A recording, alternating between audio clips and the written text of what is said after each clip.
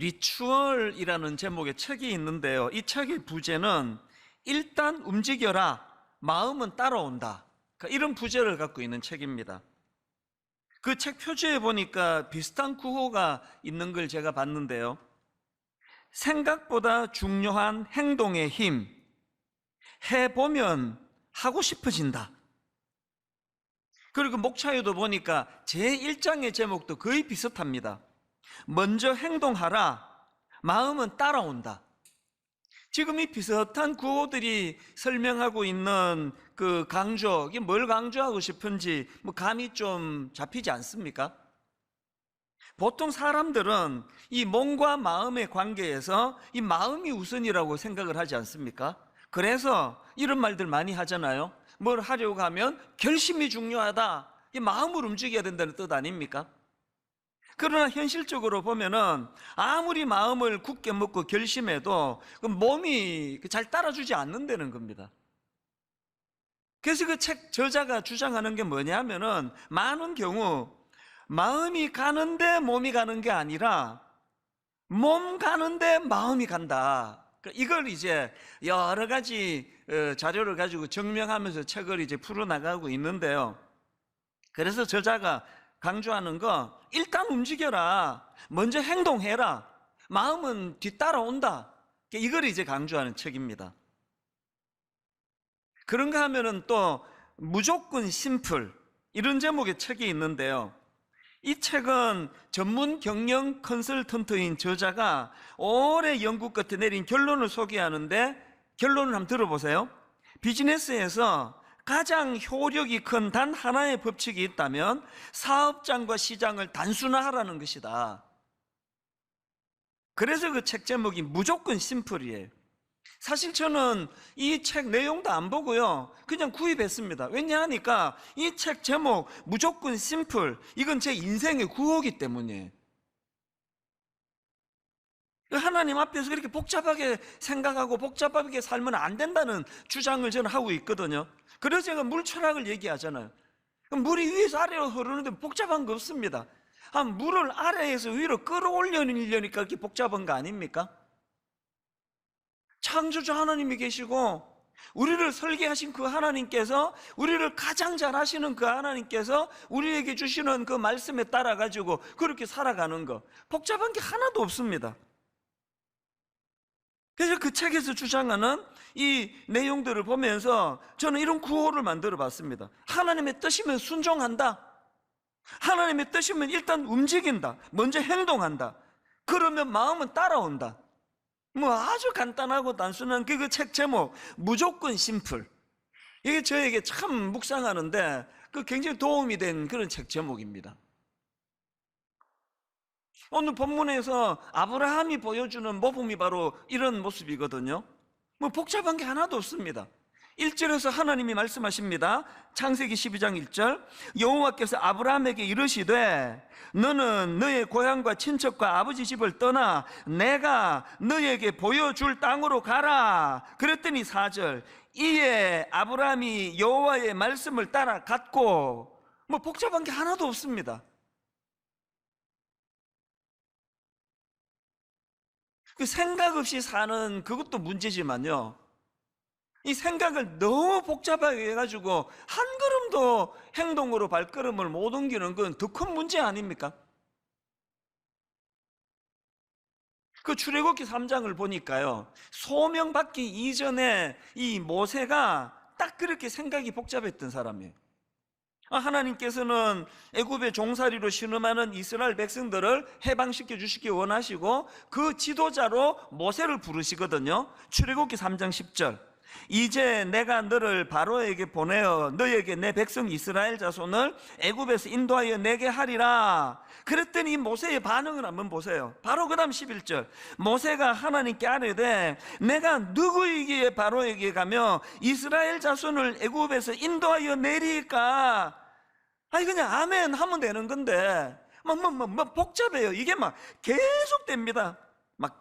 읽다가 짜증이 나요.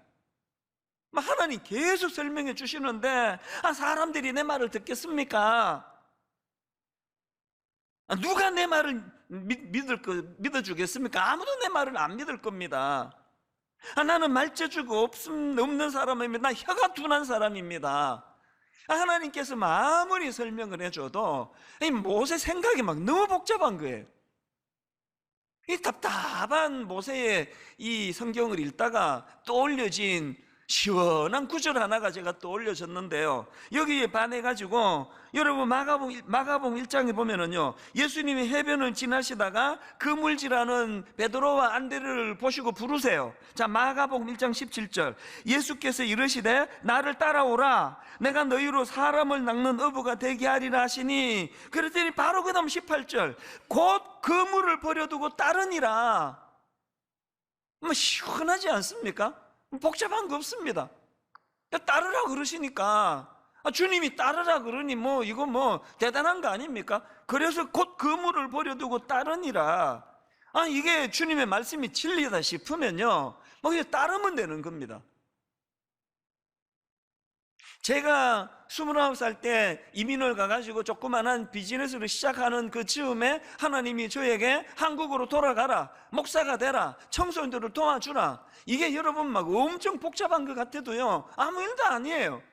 그래서 저는 뭐 이걸 뭐 아주 굉장히 간단하게 생각했습니다. 이게 정말 하나님의 콜링, 소명이면 순종해야지. 그래서 저는 막 머리 복잡하게 굴리고 그렇게 하지 않고 성경을 읽었죠. 그 시로 창세기부터 요한계시록까지 읽으면서 이게 진짜 하나님의 부르심인지 내가 그냥 혼자 생각하는 건지 그렇게 2달 동안 성경을 읽으면서 확신했거든요. 이거 하나님의 부르시는 소명이다. 그래서 한국으로 돌아가겠는데 뭐 생각 복잡하게 안 했습니다. 뭐 복잡하게 생각했겠습니까? 오죽 간단하게 생각했으면은 김포공항에, 그때 국제선이 김포공항인데 김포공항에 도착해가지고 그날 밤에 어디서 잘 궁리도 안 하고 한국에 나왔잖아요. 그 모든 피해를 그때 신혼부부였던 내 친구가 다 근데 그 집에 보름이나 내가 머물렀잖아요. 제가요, 생각 복잡하게 했으면 절대로 한국에 못 돌아왔습니다. 결혼도 안 했죠. 5남매 중에 막내죠. 온 가족들이 도와줘가지고 지금 비즈니스 시작한 지 지금 뭐 얼마 안 되죠? 네, 하나님, 나 한국에 못 갑니다. 이렇게 설명할 수 있는 이유를 10가지도 더 될 수 있습니다. 복잡하게 생각 안 했습니다. 이게 진짜 하나님의 소명이면 가라면 가는 거죠. 분당 우리 개축도 마찬가지 아닙니까? 갑자기 담임 목사님, 오카노 목사님 부르시더니 내년에 개척해라. 아니 그게 지금 10월 말에 부르셨는데 내년이면 지금 얼마 남은 겁니까? 제가요 그때 중고등부만 하고 어른 사역도 해본 적이 없고 뭐 장례를 제대로 내가 침례를 치러보기를 했습니까? 어른들을 상대로 뭐 아무것도 한 게 없는데 그때 제가 오카노 목사님께 목사님 지금 저 개척 못합니다. 그 이유를 10가지도 더 될 수 있었는데요, 아직 복잡하게 생각 안 해요. 그냥 이렇게 생각했습니다. 아니 내가 옥 목사님 보면 하나님의 종 맞는데 신실하신 하나님의 종이 담임 목사님이 얼마나 기도하고 생각해서 나한테 이런 명을 내리시는가. 아니 목사님 이미 다 기도하고 생각해서 명 내니 내가 뭐 따로 기도할 게 뭐가 있냐고 가볍게 받았죠. 그리고는 뭐 그냥 뭐 혼미한 개척하고 혼미한 몇 달을 보냈지만 지금 여러분이 결과를 보면은 그때 제가 목사님께 안 합니다 그래서 어쩔 뻔했냐고요. 그래서 제가 아까 그 책 제목 정말 그대로 저는 봤습니다. 아까 그 책 제목 그대로 저는 무조건 심플, 하나님의 뜻이면 순종한다. 오늘 아브라함에게서 우리가 다시 한번 이 중심을 우리가 회복해야 돼요. 그래서 저는 우리 젊은 부교육자들한테 막 요새 노래를 부릅니다. 생각 좀 줄여라. 생각 좀. 당신 생각 너무 많다. 아니 뭐가 그렇게 생각이 복잡하냐. 하나님이 하라 그러면 하면 되고 하나님 뜻이 아니다 싶으면 안 하면 되고 뭘 그렇게 망설이고 그렇게 복잡하냐.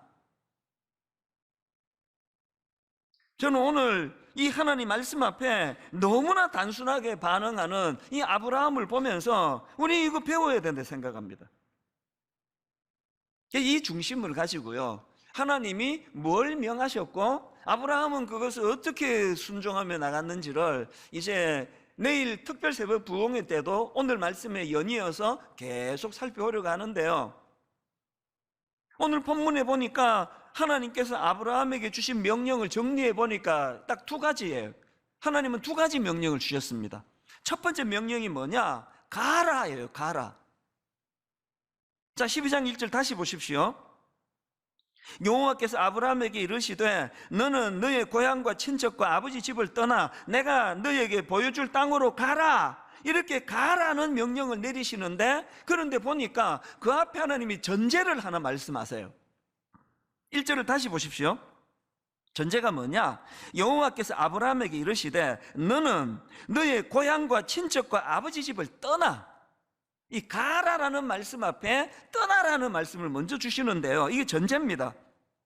가만히 보니까요, 여기 나오는 너의 고향과 친척과 아버지 집, 이게 전부 다 아브라함에게 너무 소중한 것들이네요. 게다가 그 떠나라는 강도가 점점 세지세요. 맨 먼저는 너의 고향을 떠나라. 뭐 이건 좀 쉽죠. 뭐 저도 고향을 떠났고 여러분 중에 고향 떠난 분 많으신데요. 근데 떠나는 게 그것만이 아니네요. 그 다음에 보니까 고향을 떠날 뿐만 아니라 친척도 떠나라. 요건 또 약간 더 어려운데요, 그걸로 끝나는 게 아니에요. 결정적인 거, 즉 강도가 점점 세져 가지고 너의 아버지 집을 떠나. 이게 뭐 무슨 아파트 뭐 1동 뭐 몇 호를 떠나라 그런 얘기가 아니잖아요. 제가 우리 가족을 떠나오는 과정에서 이게 얼마나 힘들다는 걸 내가 겪어봐서 알아요. 그래서 이안 득위드라는 분이 쓴 믿음으로 산다는 것, 이런 제목의 책이 있는데요, 믿음으로 산다는 게 뭐냐? 아브라함이 말씀에 순종하여 발걸음을 내딛기 전에 먼저 해야 했던 것은 그가 소중히 여기던 모든 것들과의 결별이 먼저 일어났다. 예전에 나온 책 중에요, 그 익숙한 것과의 결별, 이런 제목의 책이 있었습니다. 이 1997년도에 우리나라의 IMF 경제 위기가 터지고 나서 온 나라가 이제 뭐 진짜 뭐 곧 망할 것 같은 두려움에 휩싸였고요. 그 사건 이후로도 막 우리나라에 막 엄청난 변화의 소용돌이가 휘몰아쳤는데요, 그 과정에서 수많은 직장인들과 젊은이들이 막 갈팡질팡하는 혼란에 빠져 있었습니다. 그런 와중에서 이제 이 책이 강하게 주장하는 게 뭐냐? 정말 변하지 않으면 안 된다. 진짜 변해야 된다. 변화되면 제대로 변해야 된다. 이걸 강조하는 책인데, 저는 지금도요, 이게 98년도인가 99년도인가 예전에 나온 책인데 지금도 저는 한 번씩 이 책 제목을 되냅니다. 익숙한 것과의 결별. 이거 왜 되내는지 아십니까? 모든 사람이 익숙한 걸 좋아해요. 모든 사람이 익숙한 걸 좋아하는 이유는 이 익숙함은 마음에 안정을 줍니다. 그러나 왜 익숙한 것과 결별해야 되느냐고요? 이 익숙함은 우리에게 안정감을 가져다 주지만, 그러나 이 익숙함에 안주하는 순간 도태하기 때문이에요. 권태감이 익숙한 것 때문에 오는 거 아닙니까? 그래서 제가 지금도 한 번씩 이 제목을 저를 이제 다짐할 때마다 익숙한 것과의 결별, 익숙한 것과의 결별 이렇게 되뇌기도 하고요. 그런가 하면은 또 책 제목 하나 더 되냅니다. 예전에 베스트셀러가 됐던 누가 내 치즈를 옮겼는가? 그 서양쥐 두 마리가 무궁무진한 치즈가 공급되는 창고에 있으면서 점점 이제 치즈가 줄어드는 그런 상황을 당황하지 않고, 그래서 또 다른 창고를 물색하고 돌아보고 뭐 그런 내용, 자세한 내용도 기억이 안 나지만, 그러나 메시지는 분명히 알아요. 누가 내 치즈를 옮겼는가? 언젠가 이 무궁무진한 치즈가 없어질 때 당황하지 않도록, 이게 익숙한 것과의 결별, 제가 짝을 이루어서 되내는 겁니다. 하나님이 왜 가라 하시면서 아브라함이 가장 소중히 여기는 것들과의 결별을 먼저 말씀하셨는지 아시겠죠? 더군다나요, 아브라함의 아버지 데라는 우상을 숭배하던 이교도였습니다. 자, 여러분, 요수아 24장 2절 3절입니다. 요수아가 모든 백성에게 이르되 이스라엘의 하나님 여호와께서 이같이 말씀하시기를 옛적에 너희의 조상들 곧 아브라함의 아버지 나홀의 아버지 데라가 강 저쪽에 거주하여 다른 신들을 섬겼으나 내가, 우리 하나님이 너희의 조상 아브라함을 강 저쪽에서 이끌어내어 하나님이 왜 떠나라 말씀하시는지 아시겠습니까? 이걸 오늘 우리에게도 주시는데요. 에베소서 4장 22절, 너희는 유혹의 욕심을 따라 썩어져가는 구습을 따르는 옛사람을 벗어버리고. 오늘 여러분, 오래 익숙한, 너무나 내가 의지하는 이런 것들뿐만 아니라 오래된 이 썩어져가는 유혹의 욕심을 따라 썩어져가는 구습을 따르는 옛사람을 벗어버리고 하나님의 말씀인 가라, 가나안을 향해 달려가라. 거기 안주하면 안 된다. 내일부터 시작되는 특별 새벽 부흥회 때 저는 여러분이 안주하던 그곳, 여러분 옛사람의 습관을 끊어버리는 능력이 내일부터 시작되는 새벽 부흥회 때 나타나게 될 줄로 믿습니다. 그런가 하면은 아브라함을 향한 두 번째 명령이 뭐냐? 간단해요. 복이 될지라. 이 명령인 이유를 제가 설명을 드릴게요. 이게 권면이고 축복이 아니고 명령인 이유가 있는데요. 자, 2절을 보십시오. 본문, 내가 너로 큰 민족을 이루고 내게 복을 주어 너의 이름을 창대하게 하리니 너는 복이 될지라. 여기 지금 복과 관련한 두 말씀이 나오는데요. 이걸 가지고 우리는 절대 복과 관련해서 잊으면 안 되는 두 가지 포인트를 찾아내야 됩니다. 자, 첫 번째, 복과 관련해서 반드시 기억해야 되는 거 굉장히 심플합니다. 하나님은 저와 여러분에게 복 주기를 원하세요. 이게 어렵습니까? 이건 막 연구해야 깨달아지는 게 아니고요. 여러분, 하나님은 여러분 또 저에게 복 주기를 원하세요. 제가 이거를 묵상하다가 보니까 2주 전에 우리가 함께 살펴봤던 창세기 11장에 바벨탑 쌓던 사람들이 너무 안타까운 거예요. 이거 왜 안타까우냐? 자, 창세기 11장 4절입니다. 또 말하되, 자, 성읍과 탑을 건설하여 그 탑 꼭대기를 하늘에 닿게 하여 우리 이름을 내고. 그 사람들이 그렇게 죽을 고생하며 탑을 쌓았던 거는 자기 이름을 내기 위해서였는데요. 그런데 여러분, 2절에서 지금 하나님이 무슨 약속을 주십니까? 내가 너로 큰 민족을 이루고 너에게 복을 주어 너의 이름을 창대하게 하리니. 아니, 창조주 하나님이 그렇게 자기 이름 내려고 바등바등 안 해도 하나님이 이름 주시기를 원하신다는 거예요. 바벨탑 쌓던 그 사람들의 어리석음이 뭡니까? 아니, 그 복주기 원하시는 그 하나님은 배제시키고 그 알량한 자기들 그 좁은 생각으로 좁은 머리로 그렇게 바벨탑을 세워나가니까 이게 애당초 이게 말이 안 되는 일 아닙니까? 오늘 여러분, 이 바벨탑을 쌓는 사람이 한두 사람입니까?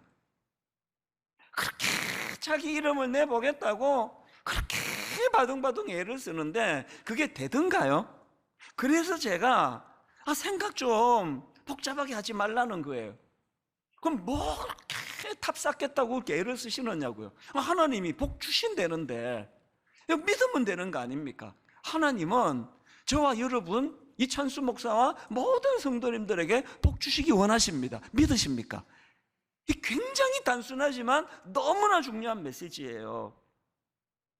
하나님 우리를 부르실 때요, 우리를 착취하려고 부르시는 거 아니에요. 사실 제가 그 철없던 29살 때 사실은 비즈니스 지금 금방 시작했는데 막 온 누나 형 도움 받아가지고 이제 억지로 시작했는데 이게 내려놓고 한국 가라 그러니까 사실 처음에 좀 두려웠죠.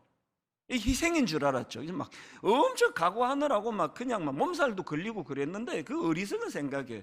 하나님이요, 저를 착취하려고 부르시는 분이 아니에요. 그렇게 부름에 순종해가지고 30살 때 한국 돌아와 이후로 31년 동안 제가 받은 복은 이루 말로 다 못하는 거 다 아시잖아요. 그 모르는 분 계세요? 분당 우리 교회를 개척하고 성도님들도 그 복을 좀 누리셨다는 분이 많으셨거든요. 개척 초기에요, 이민 가기로 그 수속을 밟고 있었다고 기억을 합니다. 이민 가기로 했는데 교회가 너무 행복해가지고 이민을 안 간 분들이 계세요.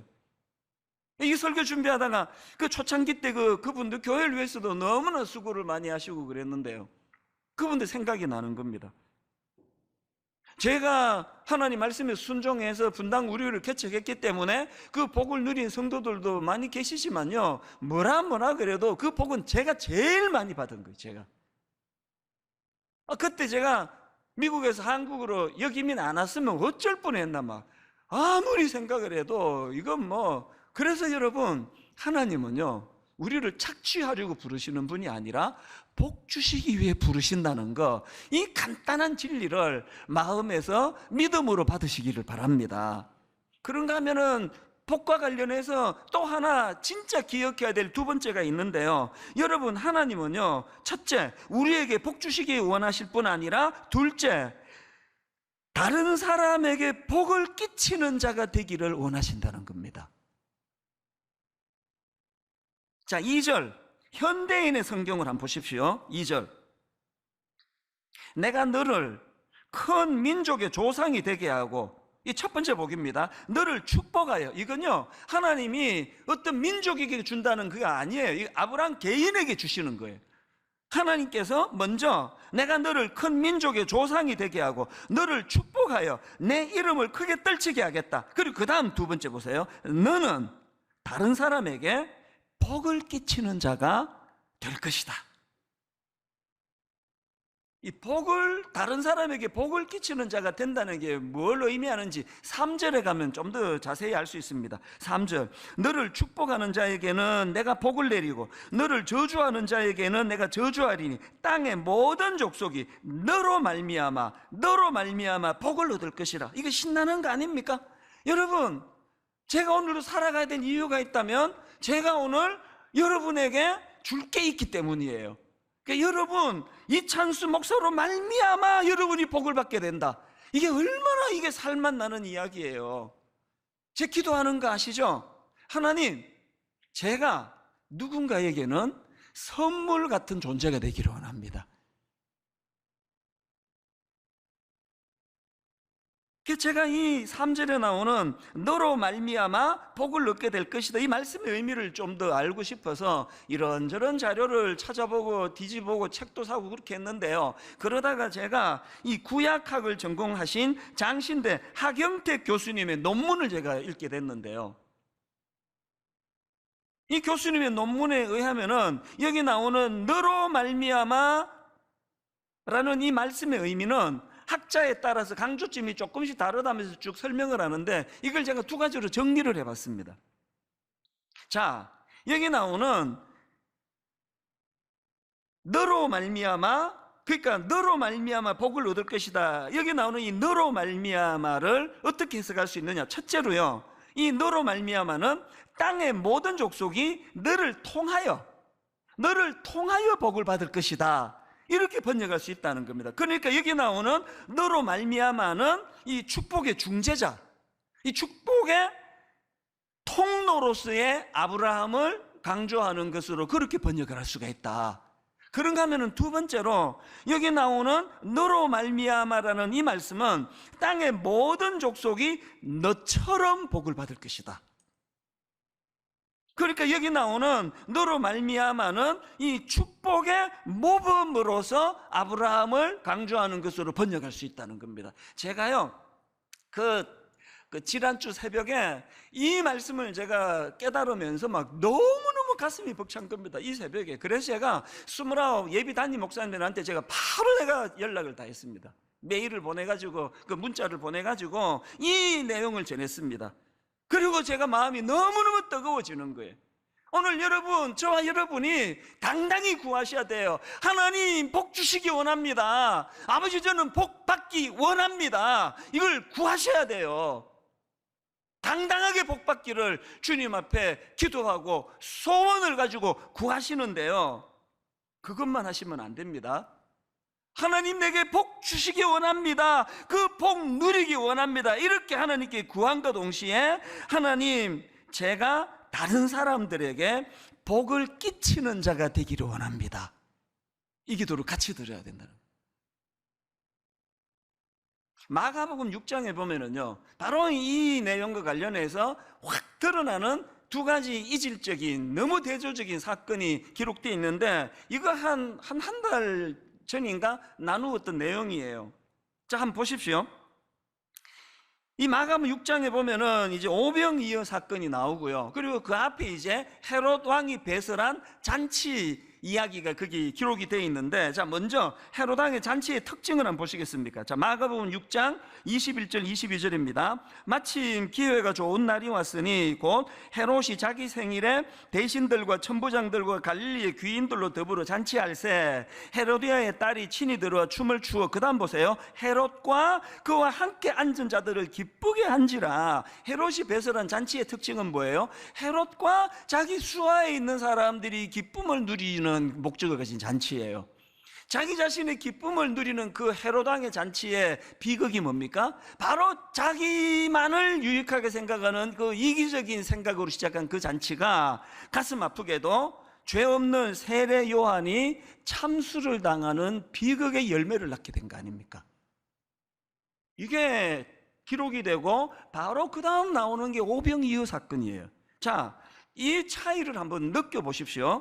오병이어를 기록하는 과정에서 마가복음 6장 41절, 예수께서 떡 5개와 물고기 2마리를 가지사 하늘을 우러러 축사하시고, 그 다음 보세요.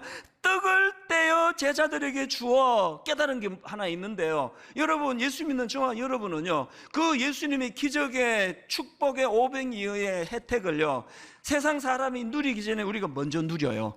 예수님이 먼저 우리에게 떡을 떼주시기를 원합니다. 그런데 중요한 건 그 목적입니다. 무슨 목적입니까? 다시 한번 보십시오. 예수께서 떡 5개와 물고기 2마리를 가지사 하늘을 우러러 축사하시고 떡을 떼어 제자들에게 주어, 그 다음에 사람들에게 나누어 주게 하시고예요. 이게 헤롯 왕의 잔치의 특징과 결정적으로 다른 거예요. 오늘 이 세상은요, 오병이어를 묵상하면서 느끼는 느낌이 그거 아닙니까? 오늘 이 세상은 자기 혼자 5,000명분을 먹겠다고 탐욕에 쩔은 사람들이 덕실거리는 게 세상이에요. 남의 불행이나 남의 아픔이나 남의 그 굶주림 관심도 없습니다. 난 이 5,000명분 다 먹을 거야, 나 혼자. 그러다 그냥 배탈 나서 그냥 자기 먼저 문제가 생기죠. 여러분, 오늘 이 세상은요, 나 혼자 5,000명분을 먹겠다고 탐욕에 쩔어 있는 이 시대인데, 오늘 우리가 헤롯 왕의 잔치의 특징인 나의 행복을 위하여, 나만의 유익을 위하여, 여러분 아무 죄도 없는 그 세례 요한을 참수시키는 이런 악한 이 세상에서 하나님의 말씀, 하나님의 백성인 우리는 5,000명분을 먹이는 기적의 도구가 된다는 사실 아닙니까? 최근에 제가 막 너무 마음이 기뻤던 적이 있거든요. 제가 청소년 사역할 때, 그 중학교 때, 고등학교 때 6년을 저한테 배운 제자가 있어요. 이제 제가 중등부하고 고등부 올라갈 때 이제 따라온 그런 제자들이 있는데요, 이 친구가 결혼한다고 예비 신부를 데리고 인사를 왔어요. 목사님 기도해 주세요. 그렇게 이제 덕담을 나누는데, 내가 잊혀지지가 않습니다. 세상에 노트는 다 낡아 빠진 노트를 하나 꺼내더라고요. 목사님 이게 뭔지 아세요? 뭔데? 그랬더니요, 중학교 때부터 목사님 말씀을 받아 적은 거래요. 이야, 그 어린애가 참 대단한 친구예요. 그러면서 이제 그 메모해 놓은 거를 보여주고 뭐 대화를 하는데, 제가 잊혀졌던 추억이 하나 떠올랐습니다. 제가 그때 청소년 사회 가면서 많이 가르쳤던 것 중에 강조했던 게 있는데요, 막 구호를 외치고 따라하라 그랬는데, 그게 뭐냐 하니까, 공부해서 남주자, 돈 벌어서 남주자, 은혜 받아 남주자. 뭐 한동대학교도 그런 모토가 있고 구호가 있고 또 이런 걸 외치는 교회가 많아서 좀 감사하게 생각하는데요, 저는 92년도부터 이거를 아이들에게 가르쳤어요. 그래서 막 따라하라 그러고요, 그리고 막 가르쳤어요. 그 막 공부 안 하면 네 엄마가 혹은 아빠가 공부해서 남주나 왜 이렇게 공부 안 해? 공부해서 남줘? 그러면 네 이렇게 대답해라. 막 이렇게 막 우스갯소리도 하고. 이 친구가 그걸 기억하는 거예요. 여러분, 그 코흘리게 중학교 애가 그 제가 전한 말씀을 듣고 이렇게 노력을 하는데, 제가 막 교회를 목회하면서 탐욕에 쩔어서 목회하면 되겠습니까?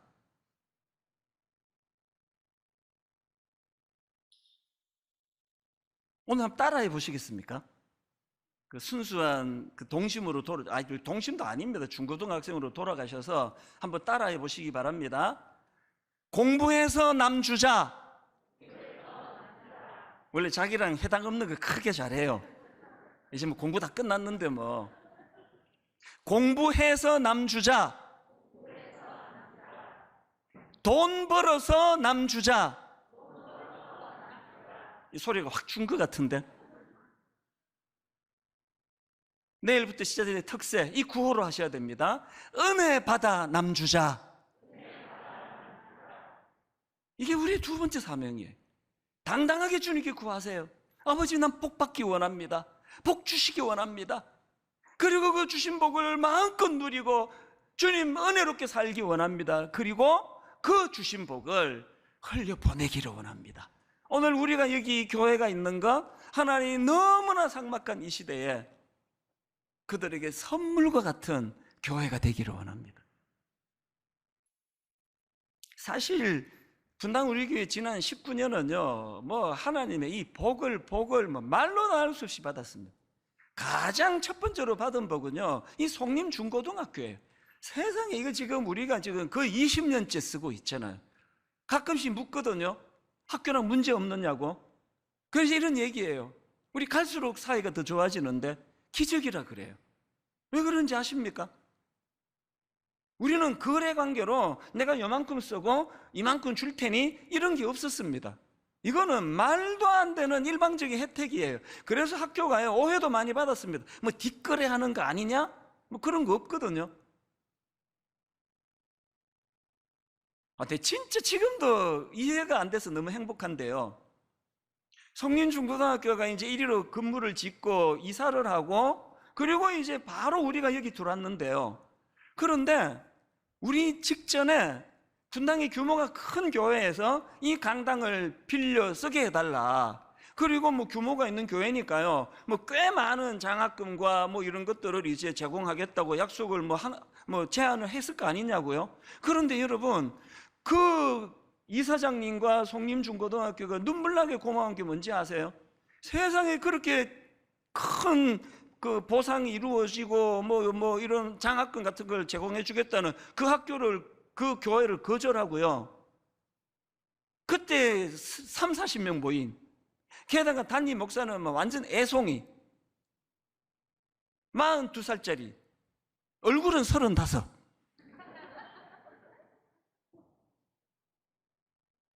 임대료를 내고 뭐 장학금을 내고 그럴 수 있는 상황이 아니에요. 그런데 왜 그 고마운 이사장님과 학교가 그 큰 교회의 제안을 거절하고 우리에게 여기를 주셨는지 지금도 불가사의합니다. 그러나 저는 알지요. 하나님이 복 주신 거예요. 왜 주셨을까요? 흘려보내라고. 여러분, 우리 이사장님과 교직원들과 또 학교를 왜 기도하고 계시죠? 기도 안 하면 그 도리가 아니에요. 기도하셔야 됩니다.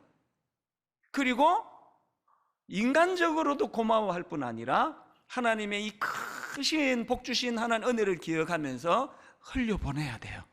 더 많이 흘려보내야 된다고 저는 생각합니다. 이번에 제가 29교회가 분립되는 과정에서도 너무 가슴이 뜨거운 게요, 벌써 이런 시작도 안 했는데 이런 혜택이 막 일어나는 거거든요. 지금 장소를 물색하는 중인데요, 많은 단체에서 호의를 베풀고 계세요. 어떤 곳에서는 기독교 대안학교에서요, 이 29교회 중에 한 교회가 여기 좀 써라, 괜찮다 써라. 그런가 하면은 일산에 있는 어떤 장애인 학교는 내 진짜 고마워요. 뭐 거기에서 지금 뭐 거의 써라. 또 어떤 신학교는요, 기존에 그 신학교 안에 이제 캠퍼스가 크니까요, 그 안에 이미 교회가 있어요. 그런데 여기 와서 써라. 내 그 교회에 너무 감동을 받았습니다. 엄청 불편할 거 아닙니까? 이 교회에 있는데 또 들어요. 근데 괜찮다는 거예요. 물론 뭐 우리가 뭐 얌체같이 그냥 막 공짜로 뭐 그렇게 쓰고 안 할 거예요. 당연히 장학금도 드리고 뭐 당연히 여러 가지 하겠지만, 벌써 저는 이게 감동이 되는 거예요. 왜 하나님이 이런 놀라운 일들을 행하시느냐? 복 주시기 위해서예요.